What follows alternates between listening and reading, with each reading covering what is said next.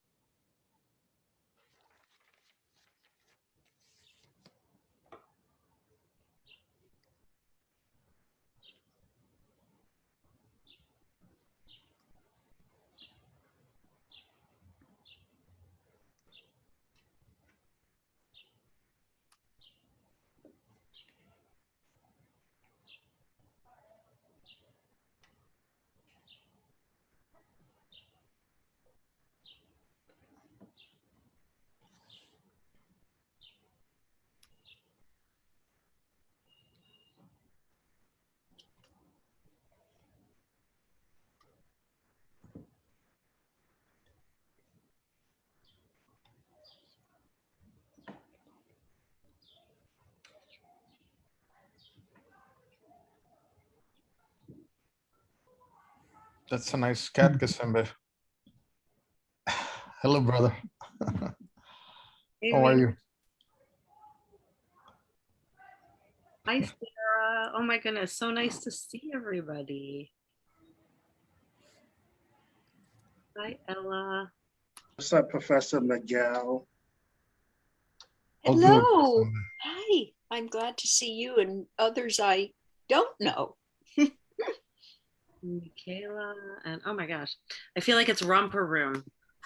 You know that time in romper room where sorry, am I revealing my Gen X hood?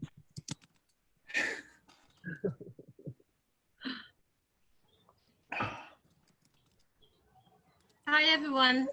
So yeah, I'll just be on mute because my child is just busy here screaming about. Meet you all. Thank you for, Thank you. for letting us into your house. You're welcome. Oh my God, so cute.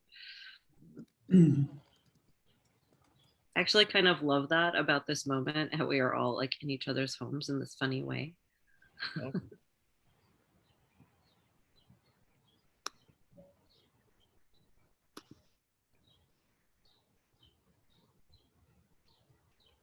I'm trying to straighten up while we're waiting.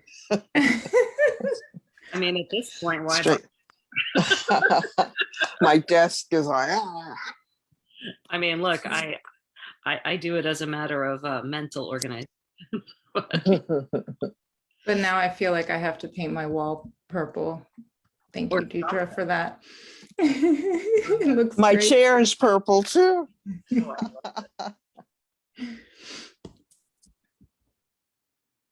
What do you guys think? Shall we?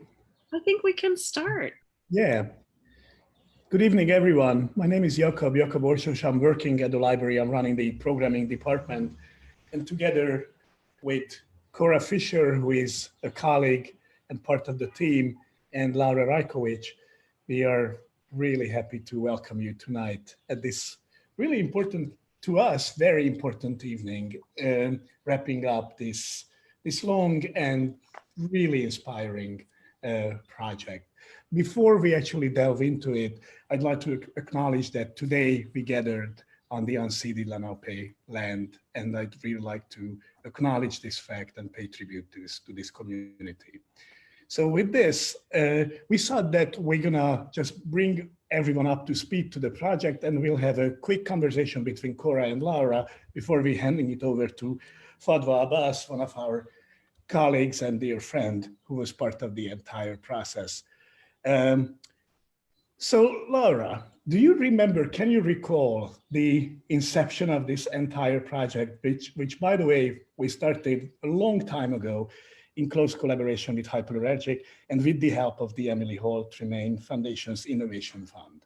So thank you so much. But Laura, so can you recollect that, how we started? And I'll have a quick question right afterward, but do you remember the time when we started to talk about it? I remember exactly when it was because I was a fellow, a Tremaine fellow at Hyperallergic, and I had been working on my book, which has just come out. And I kept thinking about the fact that we had to figure out a way to have a much bigger public conversation about what people desire from culture right now. because for a number of reasons. One, because we had to figure out ways to communicate that to policymakers. And number two, because we had to understand, we had to have a really deep kind of meeting of the minds around what we want, because we have to demand funding for culture on a national level. And the only way to do that is for us, for the first time as a nation, to really have a conversation about what the public in the United States wants from culture. And that's important for a number of reasons, particularly because we need to kind of finally counterbalance the private funding that's really overwhelming cultural spaces right now, and kind of creating an imbalance of influence and impact in a way that's very particular. And I think, you know, I'm sure we'll get into some of those issues later, but those were the things that I was particularly thinking about. And of course, Jakob, when you and I sat at lunch that day, and first started talking about what you were doing at the library. And then we subsequently sat down with Frag and Viken and talked about kind of what we might do together. Those were the two things that were really pulling. Yeah, and from our end, Cora and the team, the BPL Presents team and the library entirely, it sounds so important that this whole conversation should happen in the framework of a library which is the entire notion of libraries are rapidly changing, and this is pretty much the last remaining free and wide open public domain in the cultural field. So working in the belly of the beast, in the library system, the Brooklyn Public Library system, I immediately was intrigued by the task and I know it's a big word, but the mission of this project. Cora, can you just run through the entire framework of the project, just to explain it to people who may not know about the trajectory of it? Absolutely, and it's great to see so many of you here that have been active participants throughout the process. I'll just follow up where Laura and Jakob left off, which is that not only were we already thinking about some of the gaping structural issues facing culture, this whole project was then suddenly catalyzed by COVID-19, all of the social movements that we've been living through, which have been so exciting and profound. So, the project kind of took on a really additional layers of urgency. And we began last December first with a survey, really trying to do what the library has been doing for the past year, which is involving itself in what I would call radical listening, asking folks to really talk about and voice what matters to them. And we've done this in similar projects, including one called the 28th Amendment, which was done in partnership with the ACLU, and invited people to make their next US constitutional amendment through a series of similarly structured town halls or listening sessions that we used here in the Art and Society Census. We start with a survey. It went out thanks to Hyperallergic. It actually reached a lot of people, and we got 1,500 responses back. It went out last December, so right before the holidays. And from those survey responses, which were really asking people how they feel about culture, what does culture mean to them, how has their experience of art and culture changed during these past few months while we've been sheltering in place. Those responses and those insights and those institutional critiques became the basis for a series of working groups where we invited an amazing group of individuals who we are joined with tonight: Fadwa Abbas, Kazembe Balagun, Hrag Vartanian, Suhaili Bautista Carolina, Jennifer Kini Sendro. I can enumerate their bios, more at length, but basically they embarked on a series of weekly meetings that were held online. And we had 6 groups of these meetings. They were themed based on certain critical issues that came up in the surveys. And we all in all met 24 times. And Wow. from those meetings, we produced a document really taken verbatim from what folks had been saying during these focus groups. And we would love to share, we've emailed them to you, but we can also share them with you now. This is a document that's a working document, and we plan to share further with elected officials who are coming in after, hope you all voted today, but after today's primary. And that's been the trajectory in terms of process. Laura, Thanks. can I just add, sorry, Jakob, can I just add something? Because I think, you know, one of the things that was really beautiful for me about this process was that, you know, in my book, which is called Culture Strike, and there's actually a link appeared in the chat wonderfully. Thank you, Benjamin. I just wanted to say that, you know, in working on my book, it really became clear to me that this process that we were involved in over the Art and Society Census months, that, you know, in taking the survey and then going through the working groups, that collective process was really at the heart of what I thought was necessary. You know, people keep asking me like, well, what's the solution? What are your proposals?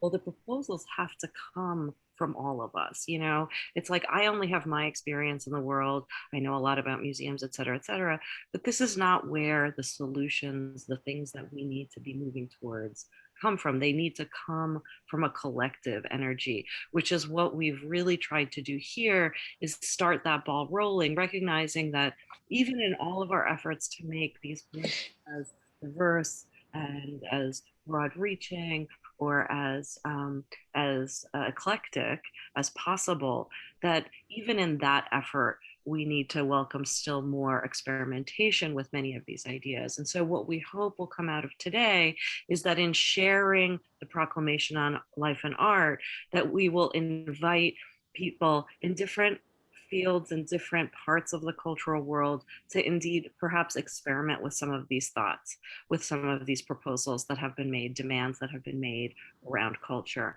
And so anyway, I wanted to just share that piece of the puzzle, because I think the collective effort in which we're embarking here, to me, is an essential aspect of how we move forward together in these very challenging times on many different levels, sociologically, economically, personally, and you know, on every front, to face all the challenges that we need to face. Yeah, thanks so much, Laura. This is really important. And just speaking from our end, the library's end, we are curators, producers, presenting live events left and right. And this is exactly the most important part of this project to us. And yet the next phase is how to translate this beautiful notion to practice, how you translate the listening gesture into programming, how people can actually own our public spaces and our public institutions. This is not a small task. It needs a lot of conversations, but this is hugely inspiring. And what's the result? Who knows? But this is actually, this conversation already is very, it's really empowering. So with this, Cora, I'm not sure if you want to introduce our participants again in length, maybe, so Fadwa and all the other participants. And with this, we're going to hand it over to Fadwa. Thank you so much, and let's do this. Thank you, Jakob. Yeah, I just want to acknowledge the really amazing group of facilitators that we have. And this is in a way happening like another working group. So we're continuing the process. And the person who's going to be moderating all of our facilitators sharing their experiences is Fadwa Abbas, who was born and raised in Sudan and immigrated to the US at age 14. She currently lives in Brooklyn, and she's an educator and has taught students from ages 5 to 80 Also, very notably, Fadwa, you've been working with us on a lot of projects, including the Nanny's Fairy Tale workshops, which is a really wonderful ongoing multi-year project. We're also joined by Kazembe Balagun, who's a public programmer and writer living in the Boogie Down Bronx. And his work has appeared in The Guardian, Metrograph, The Independent. He also works as a project manager at Rosa Luxemburg Stiftung, New York's office. Regine Basha is an incredible curator, really phenomenal person. She's unfortunately not able to join us tonight. She's flying. But I did want to just acknowledge that she led one of our most important working groups called The Money Question, and has millions of other accomplishments, but she will be tuning into this after the fact. Suheli Bautista Carolina is an herbalist, educator, arts administrator, community organizer whose work is rooted in collective wisdom and the power of community, so has been guiding really best practices into this whole process. She has had roles at the Caribbean Cultural Center, African Diaspora Institute, Creative Time, Art Built, Brooklyn Museum, and is now at the Met as Senior Managing Educator of Audience Development and Engagement. So thank you, Suheli, also for being here. We are joined by Hrag Bartanian, who is the editor-in-chief and creator of Hyperallergic, who has supported us tirelessly through this project. Thank you so much, Hrag. You've been in since the very, very beginning of this, when we were just having kind of meetings about how to design the survey. You've been with us every step of the way and have brought incredible expertise and insight. So thank you. And hopefully Jennifer Kini Sendro is also joining us tonight. She is a producer for New York Public Radio, WNYC, and she is a curator at the Jerome L. Green Performance Space, has many, many accolades, and has really brought her journalism background into this conversation. So without further ado, we're going to hear from these wonderful people about their takeaways and their experiences of the working groups in this project. Hi, everyone. Welcome, and welcome from us at the Brooklyn Public Library. We really appreciate you joining us on a Tuesday evening for a discussion about art and society. My name is Fadwa Abbas, and I facilitated the Encounters group, and along with Jennifer, she did her own focus group. So for the first portion, which I'll be moderating, I'm inviting the facilitators and members of the various focus groups to kind of jump in on the discussion. And facilitators, I don't know your focus group members, so I call on you to involve them in the discussion as well. And then we will open up the discussion to the larger group that is in attendance. If you have a question or a comment to make, we invite you to make it in the chat. This is a Zoom meeting as opposed to a webinar on purpose, because we want everyone to be involved in the conversation. And so we will, and please add a question mark if you have a question to the end of it, so that we know that you are asking a question. And without further ado, I'm gonna get going. Before we start, I just wanted to sort of remind everyone of a couple of the important statements in the preamble in terms of what our goals were for this project. And so the ones I highlighted were, we sought to imagine how cultural space can be better for more people. It is with the urgency of aligning the desires of the public with the practices of cultural institutions that we explored how art and life are perceived and experienced, what practices require undoing and redoing, and envisioned antidotes. Another thing I highlighted was, what has remained central is the potential for New York City to radically embrace its people through culture. And the question we asked in the preamble is, how might cultural space function differently in the wake of the crisis we have faced collectively and individually over the past 18 months? So with that, I'm going to ask my first question, and I'm going to open it up to the facilitators. You can unmute and jump in with your comments. But the first question is a very general one, and I want you to think in terms of your own focus group as you respond to this question. The single most visible word in the entire document, proclamation, is the word community. It appears in every focus group. It appears in every bullet point almost. Community, communities, local communities, relationships with community.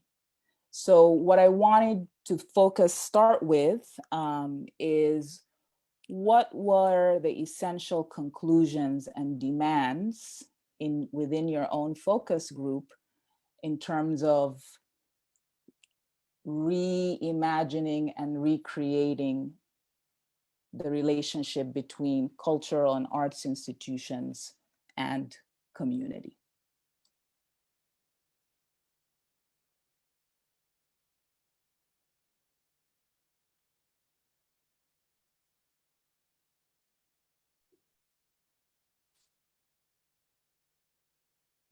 I feel like I'm in Family Feud. I feel like I'm gonna press first. So I'll just jump in there. My name is Kazembe, and I was really deeply honored to be working with the working group on local, which had a big focus on this question around community. And I guess the biggest thing for us was that, in terms of a focal point demand, is that, community is a couple of things. Is the actual physical location of where the institution is, but it's also the people around the institution that it's just to gather and build into and build relationships with.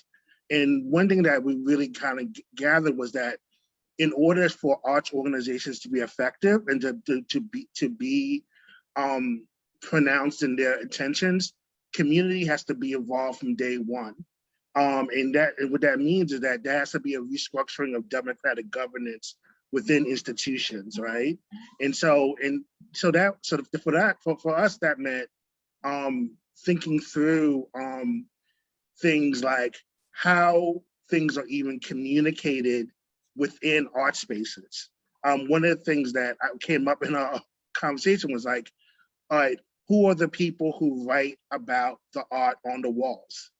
Who makes the decision around how the art is actually shown?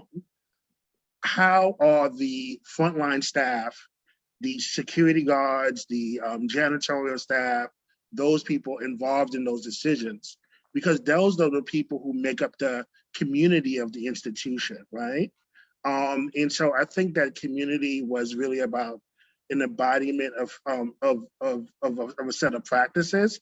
But I think also what was really interesting too was that, and I can get more into it later on, was that community was also was the relationship between the people themselves. So it wasn't necessarily us talking about art institutions as a physical place, but also art institutions. I think Michael Lightsmith said it best, was he said, art institutions as being on our backs, art institutions being indiscreet, art institutions being our social relationships with each other.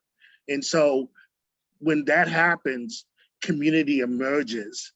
And I think that so community became less static and more dynamic in those contexts. And that was one of the, and to acknowledge that is some of the work that institutions have to do to acknowledge those dynamic relationships that happen streetwise, street level, outside the doors or outside the walls of the physical institution itself. And so the practice of obviously of us gathering each week was like, I felt like we were kind of like, it was kind of like Lego. We were kind of like making this house, and then we'd be like, oh, this is a cool house. And we just kind of undid it. And then the next week we kind of built it. We took the same blocks and kind of rebuilt it. But it was the same structure, but a different house in a lot of ways. So that was the fun part about being a part of this group too, and creating that dynamic community. I'll just build on that. I mean, I agree with everything that was just said in terms of like, I think it felt very much, well, one thing I specifically want to build on is I think in my working group, in the working group I was facilitating, it felt like the notion of community and arts and institutions in general, which was a big topic for us. It was interesting to me how most of the conversations were not about going to a destination or an institution. It was the idea that the institutions and the communities were kind of as part of a continuum. And I don't think this idea of a destination, which I think is a very traditional idea, I think didn't come up a lot, to be quite honest. People made the assumption, or at least felt like institutions and the arts were already there in a way, right? And just needed to be facilitated and needed to be augmented and needed to be highlighted and all these types of things. But nobody really said, we want culture to come to our community or something like this, you know, which I think was, just an important part and is part of the bigger questions I've seen in general about institutions and what people sort of ask for their institutions. First of all, I want to say, I just think this was great that this was facilitated at the Brooklyn Public Library, because I think there are very few institutions that have that kind of public buy-in that can have these kinds of institutions, which I think is incredibly important. So I think even this conversation happening at a public library, I think just shows how these conversations have sort of evolved in different spaces and the types of institutions welcoming them. And of course, Laura's work goes without saying, because she's been such an important part of that. But another thing that I think I noticed in the working group, and I think every week, I like this idea that was brought up, is every week it felt like we're building and tearing apart a bit, like sort of rebuilding every week with the tools to sort of understand how they came together. I think there was a lot of interest in, and particularly in my working group, there was a lot of interest in understanding how things were funded. And the idea of participation in those structures. That was something that I wasn't expecting to be the first thing or like the most popular item, but I think this idea of trust with institutions is very much connected to this: how am I included? How am I part of this conversation? Nobody wanted things to be paid for them or anything like that. It was people were just legitimately interested how these structures work and how they are facilitating. So one of the things that I researched as part of our working group is to understand how there are arts institutions in the country that are funded by public funds. For instance, the Detroit Institute of Arts, where they actually have a program where 3 counties pay approximately, pay a small property tax essentially, and raise $25 million a year for the institution. Right, and that was voted on and approved by 3 counties around Detroit, right? Researching that, we also discovered that New York's property tax system is far too complicated to enact that right now. But I think this was part of it. It was a group of people coming together to kind of understand how this works. And it was amazing to me that all of us were culturally engaged in different ways. And it felt sometimes like this was one of the first conversations many of us have had about this topic, which is so crucial. So I think that was something that surprised me a little bit, but I think it was just sort of a rich conversation that we can sort of tackle one by one. But I do think that decentralization of what an institution or the arts is in general was really an important takeaway. And I think that's where the notion of community comes in, to speak to your question, because I think people felt like the arts are already in their community. So we're just trying to figure out how we can, make sure people are paid and their talents are used, and the institutions and structures help facilitate that. So that I think is an important point to stress.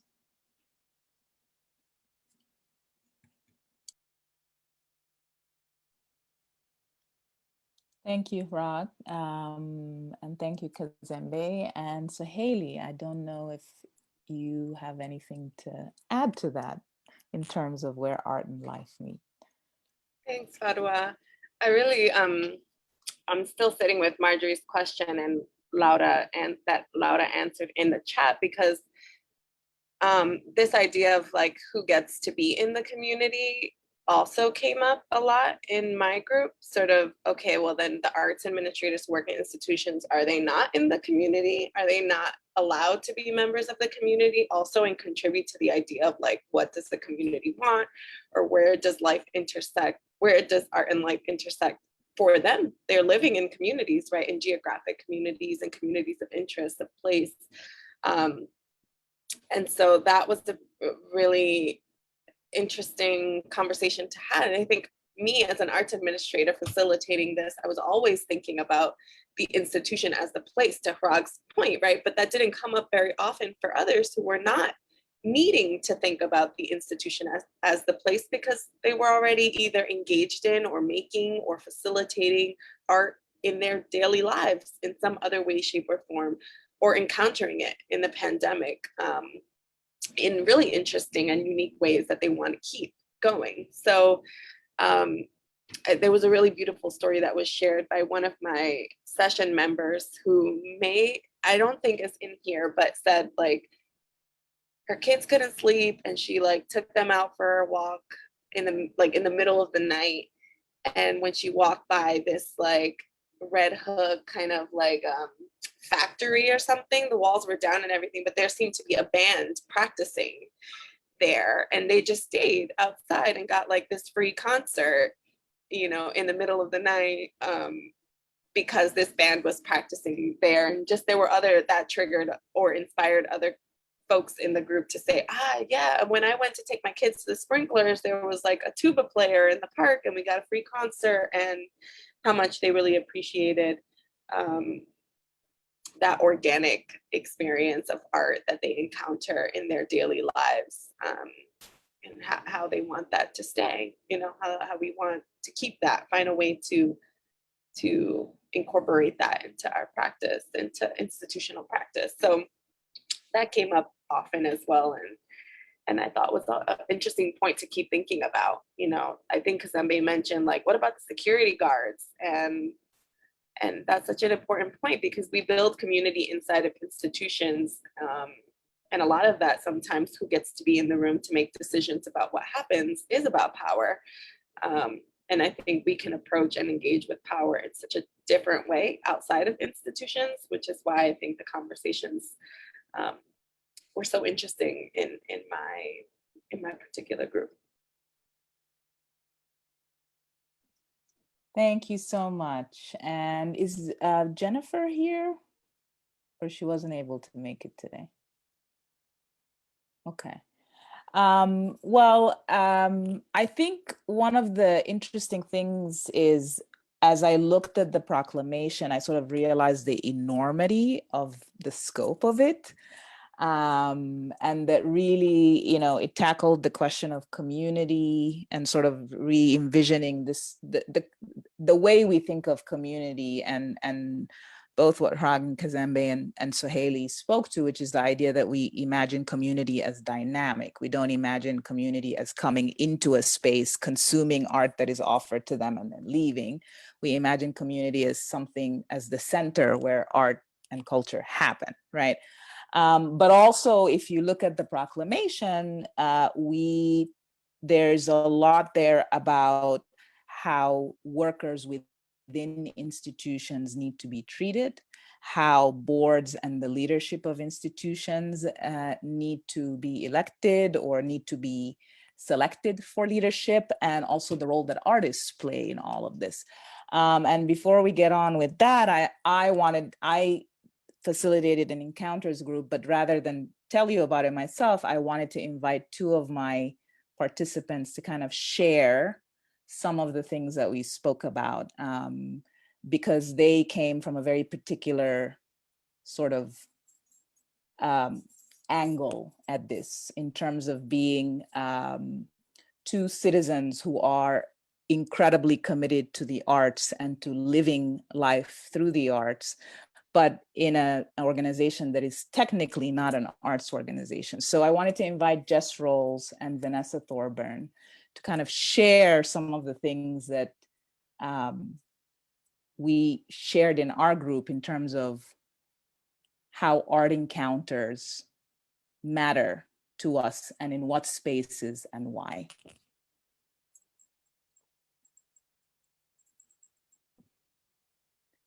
Thank you, Fadzwa, and hi everyone. Thanks for hosting and bringing us all together. Obviously, Forrester, Vanessa and I weren't expecting this, so how are you feeling about chiming in, or would you like me to start? Shall I introduce who we are? Hi, I'm sorry. Yeah, Forrester, if you've got a quiet, because I know that you've got your son with you as well, so if you've got a quiet moment, would you like to say some words, or would you like me to? You go first. Okay. I think we're both a bit shy. So yeah, I joined the Encounters group from the beginning, and I really like the description of the kind of Lego pieces, building up and building down, building bridges, building towers. That was such a lovely description. So thank you for that. And it really did ebb and flow what we talked about. But I think I work in a women's shelter in the Bronx, in Kingsbridge, and I have the honor of bringing together the most incredible group of women and giving them space to make art, think about art, commission art, and kind of this idea of a community as dynamic, and we are the center of community and art in that moment when we're making together. We don't necessarily need an institution to help us with that. But when we are approached by institutions, something that I really, really amplified in the group was it really helped when they just said, hello, how are you? And how can we help you? So it wasn't necessarily making an assumption of what it is we might need, or what kind of culture, or what kind of arts programming, or do we want to come to Manhattan? You know, it's not that. And so I think that was something that I think it did actually end up in the document. And I kind of did give some case studies of some museum partnerships that I thought had been really successful for me, and then some that sometimes when the approach hadn't been so welcoming, or how kind of try to grapple with how we can break that down. And I think some of us who have worked in the career of museums and institutions, it's sometimes really hard to voice that, you know. And it was a really friendly, supportive group that Fadwa created to help us be able to voice some of those things. And then I kind of felt like I was chatting so much about my phenomenal women that it just felt really appropriate to invite some of them into the panel. And Forrester, who also has the name Vanessa, you know, she's from a shelter, and we sometimes have to have a couple of names. And but I call you Miss Forrester. And I actually have appointed her as an artist apprenticeship. It's a funded role for her to write, think, evaluate, help make programs, walk and spend time in our neighborhood and feel the culture and help us make art. And so, you know, I'm glad that when she could join the panel, she could use her time as an apprentice to kind of really support and go the extra mile in writing and contributing to this project. And I think that's something that I did keep stressing, that you need to, if you're going to invite community to panels like this, you need to also compensate and support, and not presume that all of us in this room right now have full-time jobs that can trade their time. But I hope this is just giving you a bit of flavour. But really, Miss Forrester, if you feel like sharing some of the things, perhaps what you wrote in the document, that might be nice. Well, first I just want to mention that just going off of what you just said, it was really amazing to be invited to this, because I feel like, as somebody like who's in a women's shelter, in the situation that I'm in, and then I'm also, you know, have just education in art and whatnot, it felt like I could kind of bridge the voice between the professional and the community aspects of this discussion. And so I just really appreciate just all the feedback I got from what I wrote, because one major issue for me was trying to help local people feel like they're welcome to engage in art and in art galleries and such. And what we've been doing with Miss Jess is more like public art, and it's not an institution, but I've taken a lot of information from just experiencing public art encounters and tried to relate it to how we could involve community more. It was really inspiring to do that. And I have one thing here. I also wanted to speak to, I know I believe it was Hrag, you talked about how in Detroit, which is where I'm from, they had a tax to help us access these places. I thought that because I was born and raised in Detroit, I thought that was just how it was. And then I came here and I saw the ticket price to go to the MoMA, and I had no idea. I thought, you just have to show your card. And I know taxes and things like that are really, we weren't really in the funding group, but I just had to just speak to that, how it was kind of a culture shock for me. It just seems like that should be the norm everywhere. Like it should be the community's institution. And so that really just brought into realization for me how serious the discussion is, because it really needs to be the community's institution. If it's not, then whose is it? That's what really baffled me. It was like, I can't just walk in if I live here. So that was really interesting. And a really, just an experience that changed the way I realized how art and culture is being treated in just different parts of the world. It's really interesting. Thank you so much to both of you.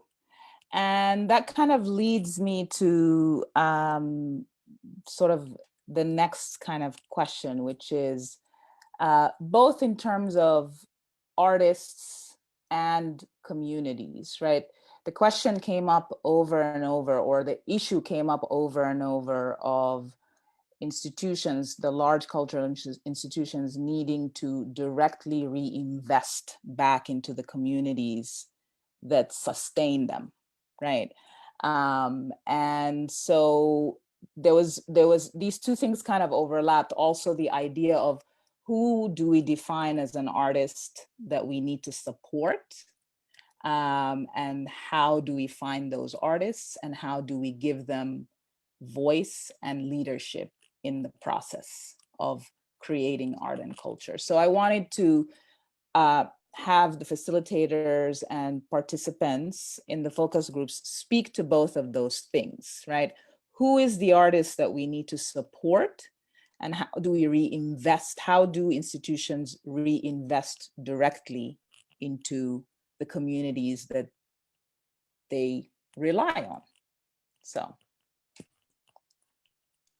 If I can invite, I don't know if Regine seems to be on the thing. If Regine is here, I'd love to invite her as a working artist to address it. So I don't know if Regine is there, but if not, I'm happy to say a few words. So let's see, if she jumps in, she jumps in. But I mean, I think one of the things that I was surprised or really surprised by was how much, oh, Regine is here. Hi. You're here. I'm going to give the screen over to you. That as a working artist, I think you're best suited to maybe address some of these questions. And Regine was a great asset to the workshop and really contributed a lot. So thank you for that. And thank you. Well, the first thing that comes to mind is the city's recently launched Artist Corps grant, which is, the point of that is to put money into the hands of artists and fund engagement all over the city. I thought that they had a really good model for identifying who are the artists to support, because the application process was very simple, and it wasn't, some applications are, very arduous and require, it's almost a full-time job to do the applications. But I think this was designed with the idea in mind of getting money out to the artists who really need it, And maybe because the timeline was short, it was a very, it was a very quick process, right? So they didn't make it a very arduous process, and they're not requiring a lot. So it's really to get money into the hands of artists and let the artists decide how they're going to serve the community.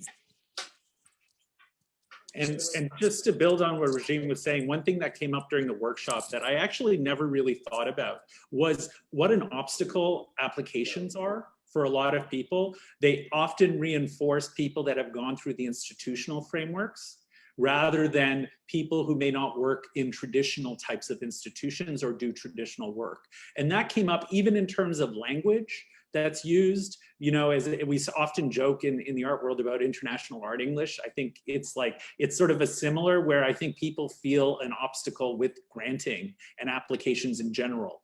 And I think that's one of the things that I wasn't really thinking of before entering the workshop that I've been thinking more about, and what an obstacle those present, not only to immigrant communities, people whose English may not be their first language, but also people who may not be traditionally institutionally educated. So that was a form of institutional access. That was a huge access issue that I never really thought about. So I think when Regine brings up this recent application, that's a great point of how the city can just make people feel included. If they're receiving an application and their first reaction is, oh, you know, that might be an equivalent of not allowing someone into your museum, right, for some people.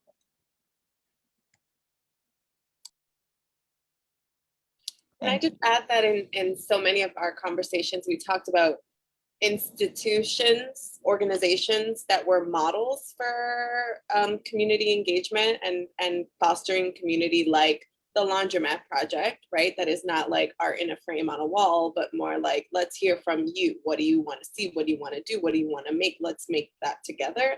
And an ice cream shop in Harlem called Sugar Hill Creamery, right? Which many of you may know, but where the founder is like inviting book club discussions and inspiring conversations. So the place may not be a museum, and that came up a lot in our conversations. The place might be a space that is being activated by a visionary leader who is thinking about people and is thinking about the needs of the folks who are coming in, or, you know, in the neighborhood. And that I thought was a really wonderful thing. And then also just thinking about the legacy of folks at institutions like Marta Moreno Vega, or, you know, other curators who joined institutions to transform them, to support them in thinking differently. And sometimes their ideas and their way of thinking has persisted. And in other ways, their whole philosophies have been crushed by this, more dominant ideology of museums, white supremacist museums. And so it's interesting to just dig through the crates. I find myself digging through the crates to try to understand who did this work before me, as someone who's an institutionalist, right? Someone who works in institutions, to try to figure out, like, I can't be the first one. I'm not going to be the last one. And so what did they do? What did they seed here? What lived on? What can I like pick up and continue? Why was this idea crushed in the first place? By who? Was that a collective decision? Was that one individual with power who decided that we weren't going to push through with this community gallery, as an example? So I think it's also some homework came up in our groups to figure out, like, what is the legacy of this type of work in our field, and who has really pushed both from all the sides, inside, outside, who's been doing sort of some of that transformative visioning forward. Can I? I'm sorry. Can I say something? I mean, I think we spend a lot of time reinventing the wheel, and there are models that were very successful historically. For example, the WPA, which made it possible for artists to work to benefit the public, and their work was given access because they were put in places like public institutions like libraries and post offices and things like that. And that benefited thousands of artists, and it benefited many communities all over the country. It was very diffused. It wasn't hierarchical, although it did have an administration. And even in my lifetime, when I was younger, there was the CETA Artist Program, which provided employment and a lot of access that has dried up and disappeared completely. So I think, community is real important, but I think access, if there's a key word to me, access is even more important because there are communities all over. I just came from Texas, and I was very impressed with the fact that the local museums there were highlighting some of the local artists that live in Texas, and not in a provincial way. I mean, this was world-class art that was being shared with a broad public. But I think there are many successful models to look at from the past. We don't really have to reinvent the wheel. Thanks. Thank you. And I do want to point out that in our proclamation, this is actually one of the bullet points that we say is arts and culture institutions have received this feedback from the public before, right? We have said this time and again, and they need to start actively listening and receiving and acting upon this feedback, right? So I just wanted to kind of add that to what Robert just said. Kazembe, I think you had something that you wanted to add? Well, actually, Laura had her hand up first, and I can follow. Okay, is that okay? So then Laura, Kazembe, and I think Renee also wants to say something. Go ahead. So I just had a very brief comment because I want to go back to what Suhaili said earlier about, what is an institution in terms of, the people that make it up, because I think oftentimes, and this relates to this point, I think in a deep way, oftentimes we think of these institutions because we're made to think of them this way as these kind of monolithic buildings, that they're not just people. And even as people working in them, because I've been there, like we feel like there's an institution that isn't us, So in a sense, maybe there's something to be said for our own, how we imagine our own agency within these spaces, both as cultural workers and also as people who are friends with cultural workers like Suhaili, who works at the Met, or it's like there's this incredible problem of imagination here where we, have to reimagine our role and relationship to this thing called institution that we've been taught is like an immobile mass, but actually is made up of people like us that we may agree with or may not agree with. But I think just thinking in those terms is super important. And it's something that came up over and over again in all of the working groups that I participated in. It's just something that I've been thinking a lot about, like how to get ourselves out of that mindset.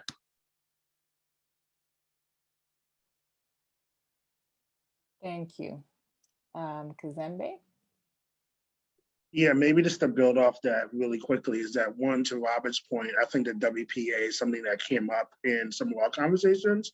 And I think it came up in relationship to like the scale of buildings and thinking about creating, to Laura's point, creating an imagination, but also buildings that fit the many, right? And so like the example was used as like, what's the difference in the 1930s when we were building these grand like post offices that could fit a mural, as opposed to now when we have these small UPS stores on the corner that are much more privatized. You see a line of people waiting to get into UPS, whereas like a big post office, everyone can fit in at once, right?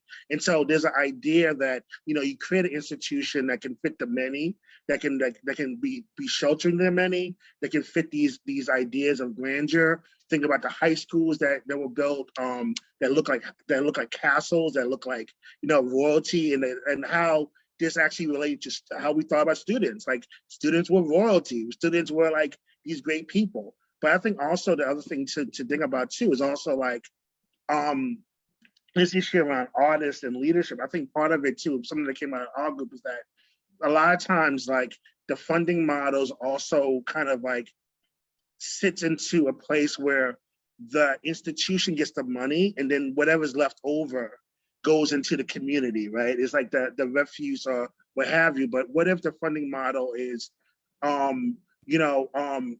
the majority of the money goes to like small to the artists in the community, right? What if that's decided by people democratically elected to make decisions around some of this stuff? So I think some of this is about inverting some of the pyramids, flipping it from the bottom up, and just flipping it to reversing that a bit and thinking it through that way too. Do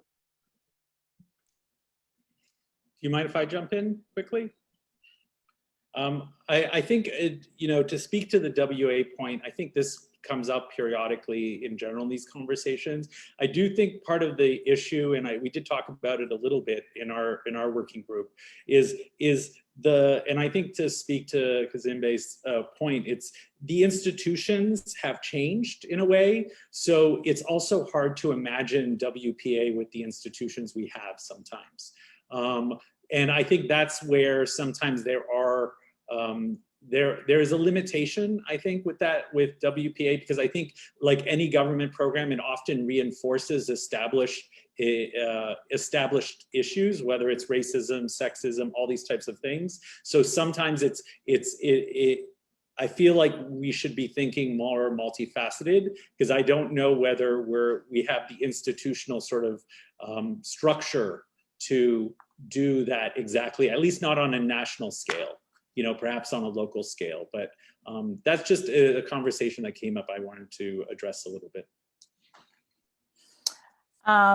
Thank you so much. And I think with that, we kind of want to open up the floor to the audience at large, but I do want to start with Renee, who had a comment about sort of the relationship between, and also Valerie, and she brought up the question twice, the question of legacies and how museums preserve legacies and how we can represent certain communities. So I'd like to open up the floor to the general audience for discussion, starting with Renee, who has a comment about the relationship of institutions physically to the spaces and places that they inhabit. And so take it away, Renee, and then from there, perhaps we can address Valerie's question and open it to the audience. Hi, everybody. Thank you, Fedwa. This has been such a wonderful experience, such a light at the end of this really difficult, the end of this difficult year, wherever we are. It's been such a light. And I want to frame what I'm about to say in that way, because I always like to make sure that we're being very critical of not only what the institutions that we're looking at and making recommendations to, but also to our own process in doing this work. So I posted a question to the chat about something in particular that didn't make it from our Google Notes document into the proclamation. Acknowledging that, of course, there needs to be condensation and editing and distillation of ideas. But I think the first moment of sort of internal criticism is to be really aware and thoughtful and attentive to how those decisions are made about what is even excluded from this listening project when a document is being created to reflect what was listened to, what was heard. And I'm always particularly interested in the ways that sort of very, very direct language about the reality that we exist on occupied land. How I think instinctually it's not instinctual, how we are acculturated into being really hesitant to be very direct about that and the effects of that. So, earlier we were talking about ways that institutions can give back to the communities that sustain them, but that, in my view, is far too limiting, because these institutions literally, physically would not exist if this land hadn't been stolen through intentional acts of genocide and the intentional and ongoing and brutal enslavement of people of Black people who literally built the ground that we walk on. So my question and my main interest, I think, in this project is to put to the forefront the question of how do institutions grapple with their very existence? I grapple with my existence. I am the daughter of 2 first-generation Italian Sicilian immigrants. I would not exist if this land hadn't been stolen and exploited, literally. Probably most of us wouldn't. So the same is true for these institutions. And I think that as we are having these discussions, as we make land acknowledgements in the beginning of meetings, that it really needs to seep into everything. So we talk about how can institutions give back to and invest in the communities that sustain them, but also how can they make amends to the communities upon which they were built. Which again, even that language is too soft, but I'm trying to be a little soft here. So that's something that I want us to always think about. And like I said, the question that I posted in the chat was, why was that particular section not included in the proclamation? But also, yeah, just in general, how in a radical listening project, how are we deciding what gets put out into what goes beyond this group and into a more public space, and how has our conditioning as occupiers filtered what we decide to include or exclude for whatever the reasons are, for whatever those qualifications are for inclusion.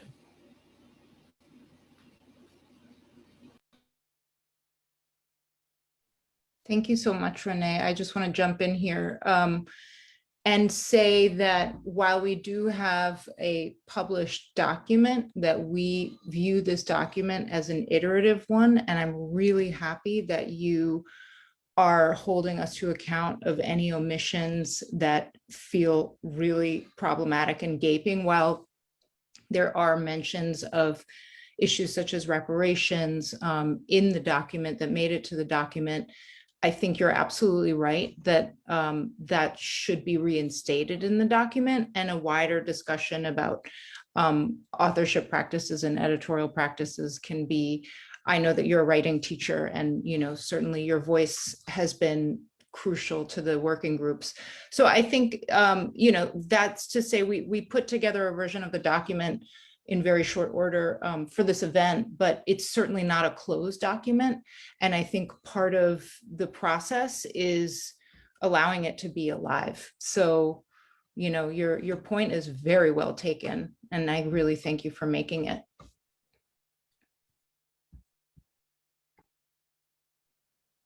Am I still moderating? Yes. I think, Fadwa, thank you so much. It feels very fluid to me, but one thing that I was hoping, and I know all of us are hoping for, is that we have so many important new voices in this room, and folks who are coming with very particular locational and cultural and human perspectives. I would love to open the floor to, and I see a lot of friends here, to anyone who wants to share their experience, talk about some of the learning that they've, had in this past year, and also to acknowledge that BPL is not alone in doing this kind of work. I mean, there's a slew of projects happening from Creative Time to on and on and on, and not to mention the very many grassroots and informal convenings that happen in Zoom every single day. So I'd love to hear, and we can also, facilitators and everyone can, just organically engage in discussion. But if anyone has some points that they'd like to make please raise your hand or write something in the chat, and I will try to call on you, or you can call on yourself, even better. I think Robert has something to say. Robert, you're on mute.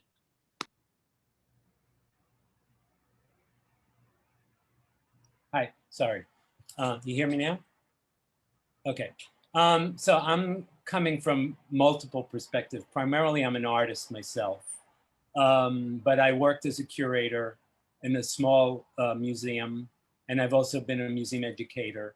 And one issue that concerns me a lot, and this is related to access, is the fact that, for one thing, museums now are expected to provide certain kinds of services and levels of even signage. In other words, the way in which text is presented is not just typed on paper and mounted on a board and put up on the wall anymore. It's like highly designed, very expensive, and then you have to have technology, and all this also requires maintenance. So all these expectations have upped the ante of what people generally expect when they say they go to a museum like the Metropolitan, or even a small museum like I worked at, the Staten Island Museum.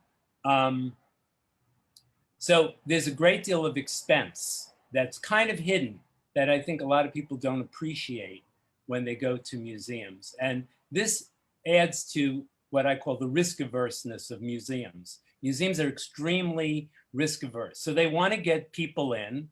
They want to make exhibits that they think are going to be popular.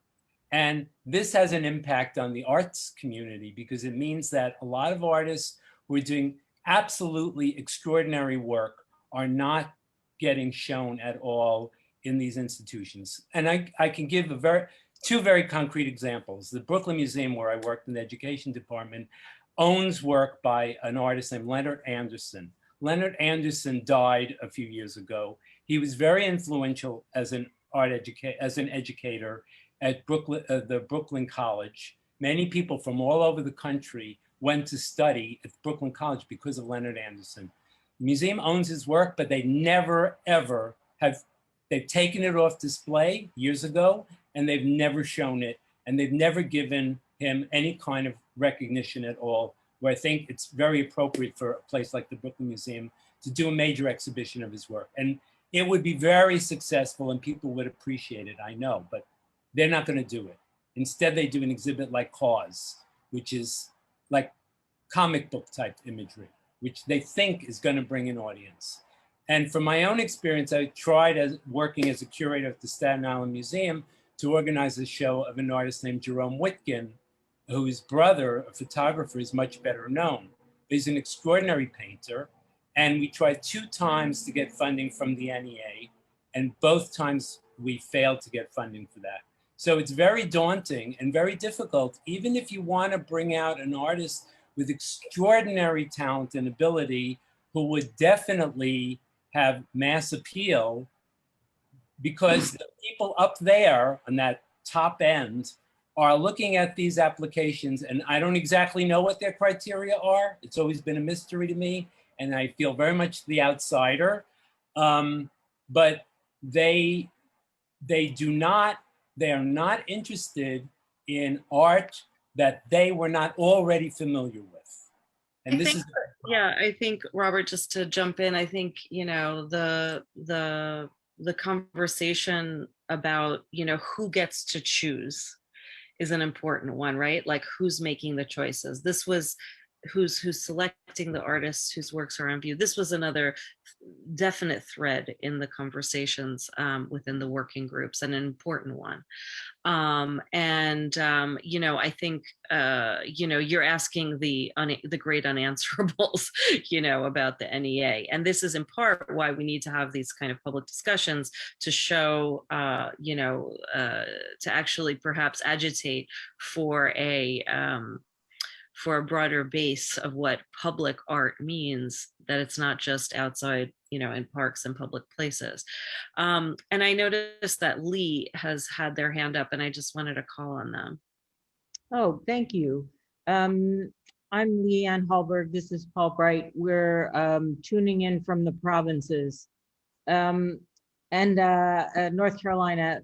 But I just wanted to say that despite all of the difficulties of the last bit, that actually for us in the provinces, these kind of Zoom discussions have been absolutely marvelous. I've been able to hear artists and curators and really interesting people talking, and it's given me access that I never would have had before. So despite the horrors of all of this, this has really been the one perhaps great thing.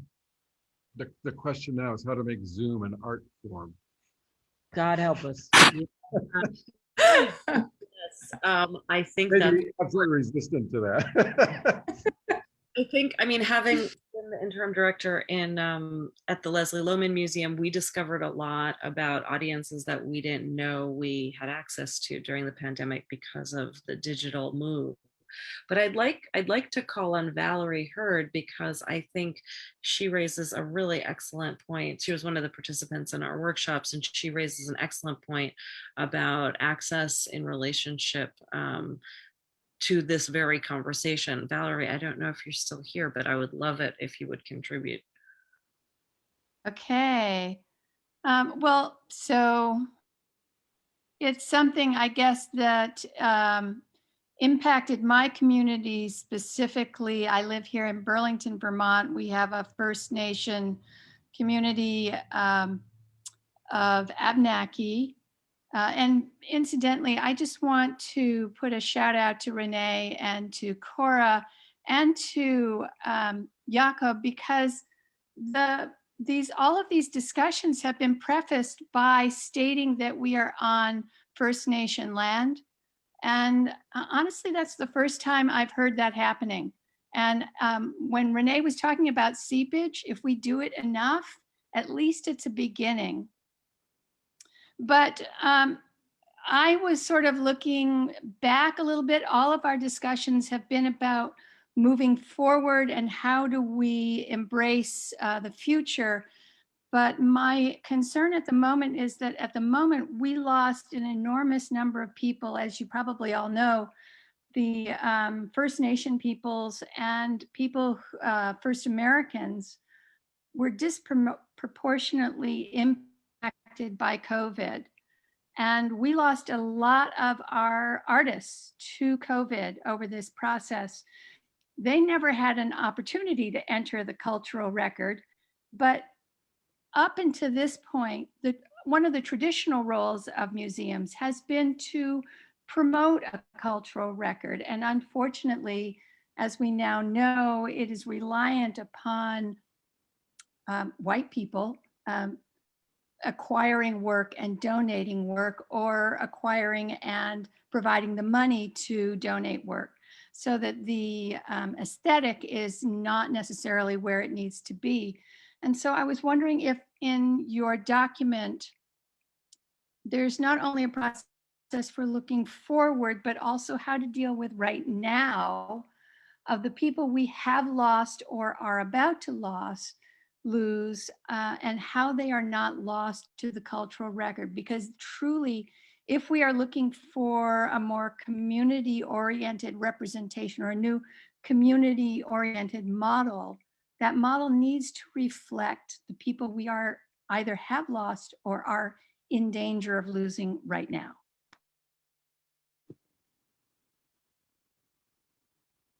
Thank you, Valerie. Yeah, I'm glad that this conversation about community is finding its way into the document itself, and it bespeaks the need for all of us to slow down and to actually co-author these documents. And what does it look like to make some of those editorial decisions when everyone is working on the document together. So this is very exciting for me, and I think part and parcel of what this whole, learning and listening process has been for all of us who've been involved. And I also thank you, Valerie, for bringing up the collective trauma and very also disproportionate traumas that certain communities are facing right now. It's something that we really need to reckon with. And the idea that this small project that can in some way acknowledge and touch on that is also very moving for me. So thank you for that. I want to just see if I see that we have a lot of other participants who were in the working groups in the audience, and invite if anyone else had something that felt like it was missing, felt like it was powerful. Folks who are here, I have some colleagues and friends I'm seeing who are working in public art, and there was a lot of conversation about how the infrastructure plan that Biden is advancing also presents a potential opportunity to really acknowledge arts as a critical infrastructure and source of knowledge production. How can we advocate for that? If anyone wants to jump in and share your experiences, whether you were part of it or not, we'd love to hear from you. Can I just add one quick thing to the last point? I think it was a really interesting, particularly about Indigenous communities. I just want to bring up a fact that a lot of people often don't know, and I think a lot of us working in New York are still trying to work to bridge. But actually, it's believed that New York actually has the largest Indigenous population of any city in the country.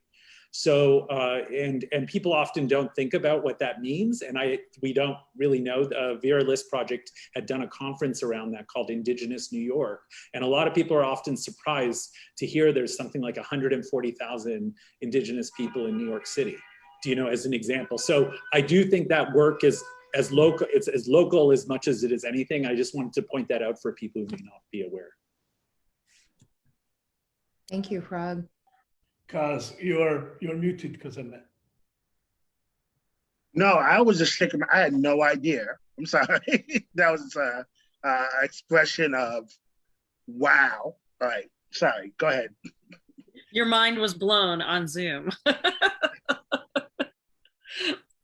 Maybe while everyone contemplates that the enormity of Frog's statement, which I think is quite mind-boggling and also very real. Mel Chin once did once made a project about the Indigenous folks many of whom worked on the skyscrapers. They're a big part of the building, the New York City building trades. So literally the buildings, not only the land, but the buildings. So I'll just leave that there. Marjorie had an interesting question that I just thought I'd read out to you. She says, thinking about good examples, it seems as though libraries have been / are doing much better at inclusion and diversity than cultural institutions. Thoughts? And I wanted to highlight Marjorie's question because it's something that I've given a lot of thought to, and in part, was the basis of an article I wrote about BPL and what they're doing for hyperallergic. To me, libraries and museums start off in a really similar bandwidth. They start off as being established by very wealthy people who want to make a certain collection of works of culture, let's just say, available to the public, and yet they develop in really different ways. And part of that, I think, is this word free and public that remains in the name. I'm doing a talk later tonight at the Philadelphia Free Library. We're at the Brooklyn Public Library. These words are important, the way we use them, the way they signal our access to something. And I think that's sort of a very simple thing, but it's also real. It's like that transparency of what you do when you walk into a space.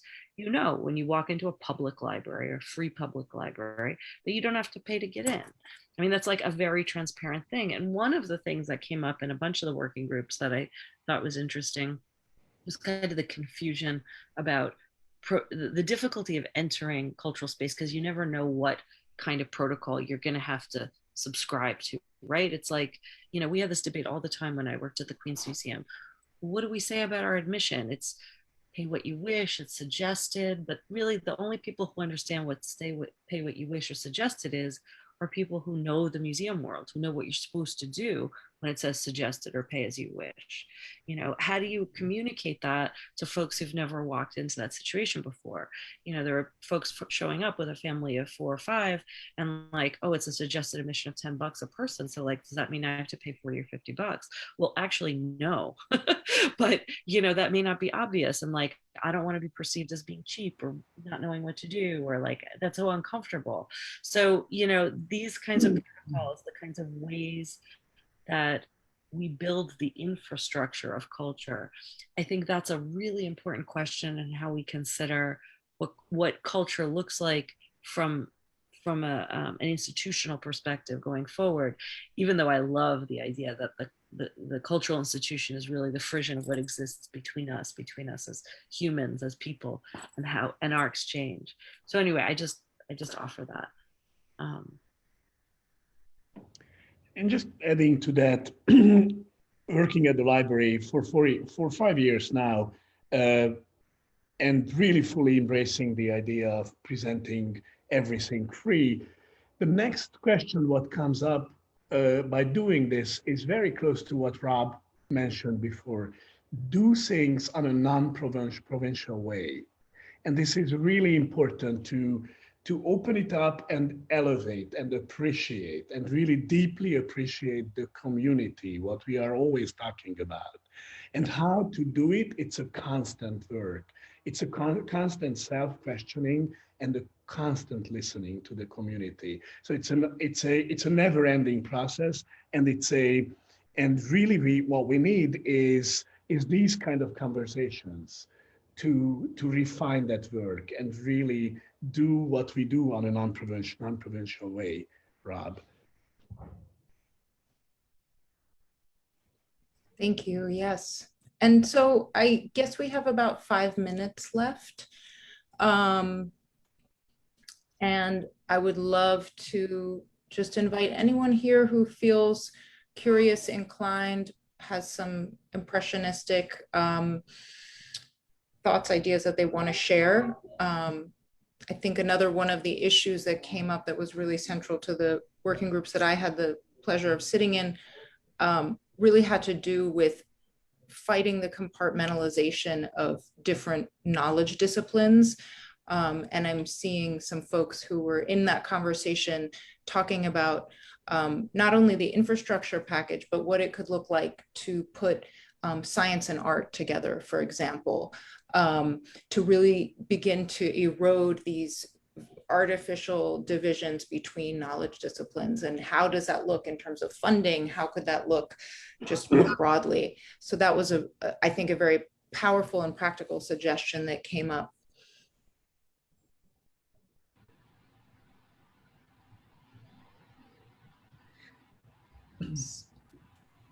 This project may as well gonna end here, but I wanted to mention something. This is really not the end. I really mean it with the entire library network behind me.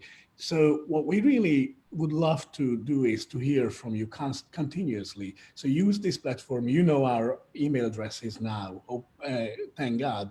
So be in touch and suggest ideas. This is really important for us to learn and kind of constantly investigate what the next step may or should be.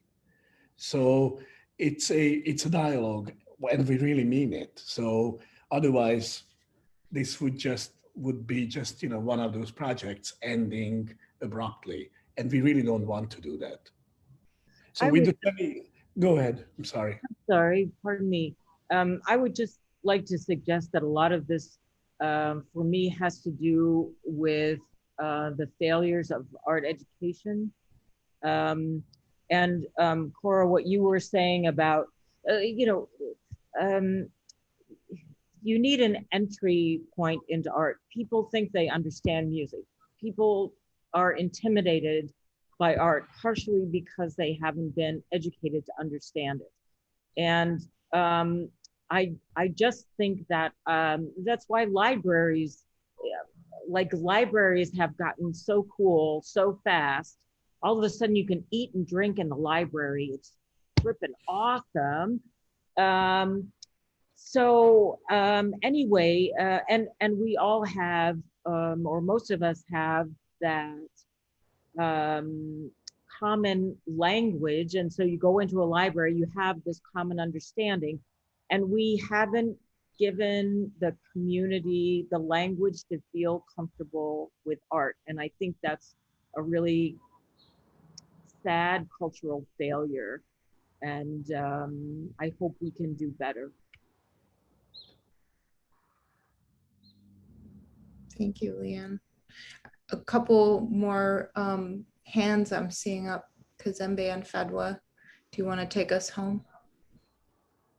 Yeah, I'll be really brief. I don't want to just kind of jump on that point because I know for myself, like during the uprisings of last year up until this moment right now, we've been faced with a lot of content, lots from like film screenings and festivals and books and articles. And it's like, you know, you're endlessly being, feels like bombarded by, you know, stuff that's happening. And then you sit down and you're just like, what do I do with all this information, right? And I remember being a young man in Harlem, my teacher brought me to the Schomburg and was like, you know, all I knew was I needed to write a report on James Baldwin. So I go to the librarian and I'm like, give me something on James Baldwin. And like the librarian gives me the small vertical, she's like, okay, hold up, sit down right there. Here's a small vertical file, some clippings, some artwork, some things you can understand as a 10-year-old about James Baldwin, right? At that moment, it went from content into community, right? And I think a lot about this post-pandemic moment we're living right now. What I'm afraid of is that we're still, with some of the libraries still closed, and some of us doing this grab and go, and just kind of like picking up and like going back. I know it's not open, but I want to make sure that we still maintain the fact that it's the community, it's that connection with the library. There's a connection with the librarian. That's the most important thing, but also the spontaneity of the moment. I can't survive in New York City without having the fact that if I have an idea, I can jump into a library 85 minutes and talk to somebody. So that joy, spontaneity of knowledge is also very important too. But I just also want to say that this has been such a wonderful conversation. Thank you for your leadership, Kaz. Really, thank you. I think we should wrap it up to a certain way. Wrap it up and not wrap it up. So we'll continue this. I'll promise we'll figure it out. And please do think about too. I mean, come to us and suggest ways, and meet us in person. I mean, hopefully we'll be able to do it pretty soon, in some ways. But this was really inspiring, everyone. Really, thanks so much. Thank you, everyone. And definitely not just one of those usual projects. So hopefully more to come. Thank you all so much. Fadwa, I think she left us, but oh, there you are. Thank you so much. Did you want to say one more? I wanted to say this as a citizen, not as a moderator or facilitator. I think it's really important at all times to be aware that we cannot have these conversations in pockets like this, right? Mm-hmm. So this conversation about art has to be happening within the context of a conversation about what our rights as citizens are, right? So even the language of access, the assumption that I, as a mother, as a Black woman, as a Muslim, as an immigrant, as a sister, as a daughter, as a teacher, want access to that is sometimes misrepresentative of what I want. What I want is safety for my child, security for my body, secure housing, secure pay, so that I can engage in the act of creation and creativity with my community, with other communities, in peace and safety, right? And so the conversation about art is important in that some of us don't want access in the way that institutions talk about access. We want the safety of democratic, dignified citizenship so that we can all engage democratically in the act of being creative amongst each other and with one another. So that's just something that I wanted to say. It's amazing. Just a reminder, the proclamation is called, in this order, Proclamation on Life and Art. And we will continue to edit that document with all of you. So thank you again for coming. Thank you for joining us and making a more democratic, hopefully, society together. Thank you. Good night. Bye. Bye, everyone.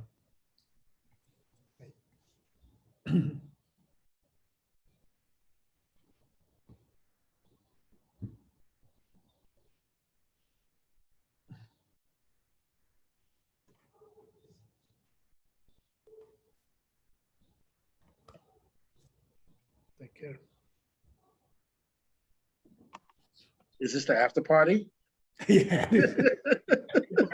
I'm bringing the bottle. That was so good.